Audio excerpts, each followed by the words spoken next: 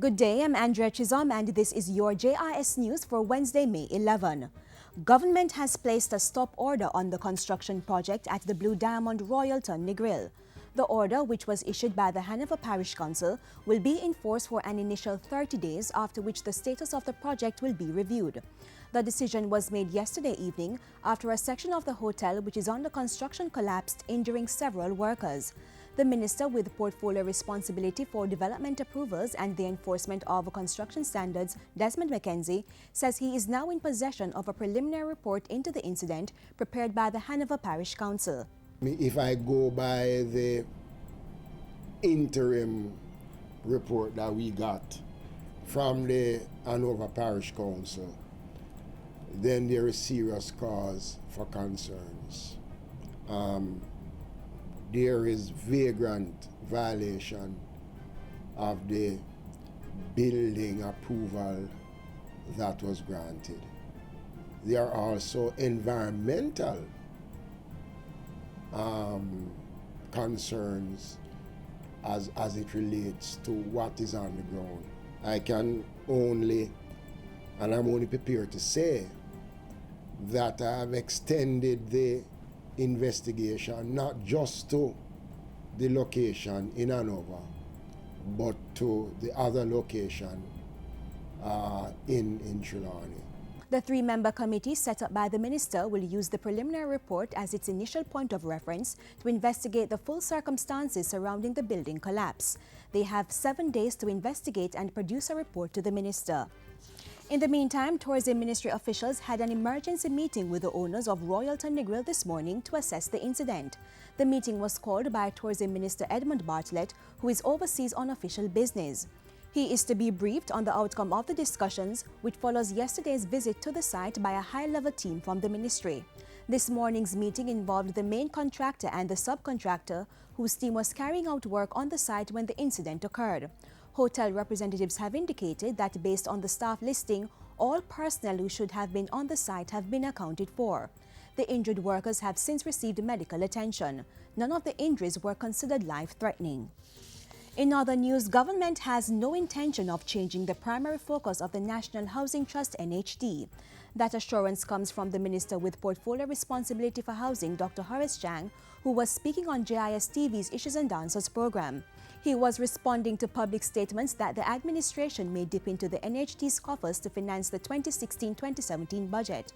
Dr. Chang insisted that the trust would be strengthened to continue providing affordable housing solutions for more Jamaicans. The Prime Minister, who controls the National Housing Trust, intends to have it focus heavily on financing housing and not having it distracted by any other kind of activity. Among a suite of plans for the sector are reducing transaction costs and updating critical pieces of legislation, such as the Real Estate and Rent Acts. The Housing Minister added that the administration was also looking to modernize the technology used in construction and re-establish the indigent housing program. Part 2 of the interview with Minister Chang will be aired this Sunday on this station.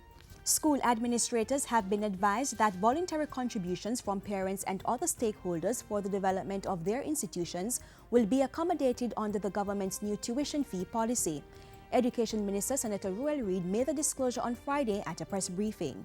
We are not saying that parents will not be asked to make contributions.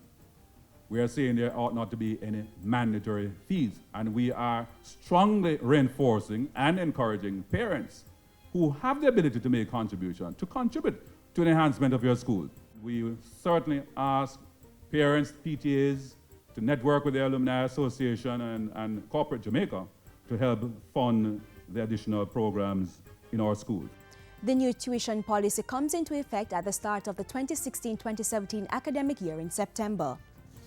The University of the West Indies Mona campus has broken ground for the region's first net zero energy building. The construction of the Institute for Sustainable Development will accommodate the installation of renewable energy as the facility's sole energy solution.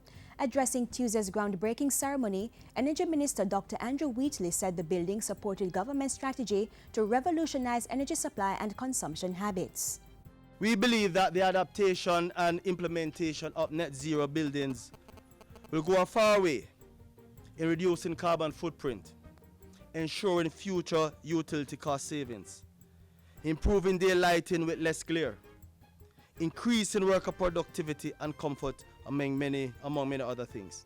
Based on our baseline data, this building will save approximately 50,000 kilowatt hours per year, which translate to reduction of emission of 34.5 metric tons of carbon dioxide.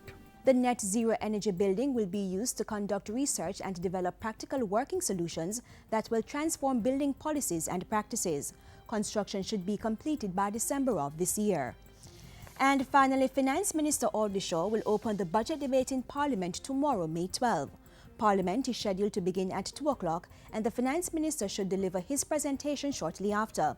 Mr. Shaw will announce more details on how government plans to fund the $580 billion budget and will also outline other issues surrounding government's fiscal policy and the plans to grow the economy. The opening of the budget debate will follow a brief sitting of the Standing Finance Committee of Parliament at 1 o'clock.